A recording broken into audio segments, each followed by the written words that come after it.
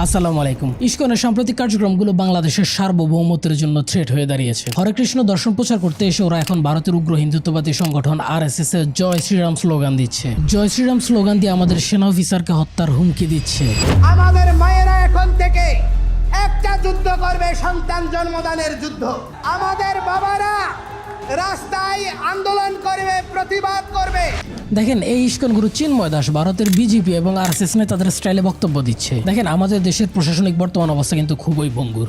এমত অবস্থায় সে সাম্প্রদায়িক সম্প্রীতির কথা না বলে উল্টা সাম্প্রদায়িক দাঙ্গা লাগায় এমন বক্তব্য দিচ্ছে। হিন্দুদেরকে বলতেছে অধিক বাচ্চা ফয়দা করার জন্য, মানে সে টোটালি সাম্প্রদায়িক বিভক্তির বক্তব্য দিচ্ছে। চিন্ময়ের এসব উগ্রপন্থী বক্তব্যের কারণে যদি সারা দেশে মুসলমানদের মনে একটা ক্ষোভ তৈরি করে এবং সারা দেশে যদি একটা সাম্প্রদায়িক দাঙ্গা লাগে, তাহলে সবচাইতে বেশি ক্ষতিগ্রস্ত কারা হবে? এদেশের হিন্দু সম্প্রদায় তো। কিন্তু বলেন তো, যদি ধর্মীয় দাঙ্গা লাগে তাহলে সবচাইতে বেশি লাভ কার হবে? এটা আজকের ভিডিওর কুইজ। কমেন্ট করে ফেলেন।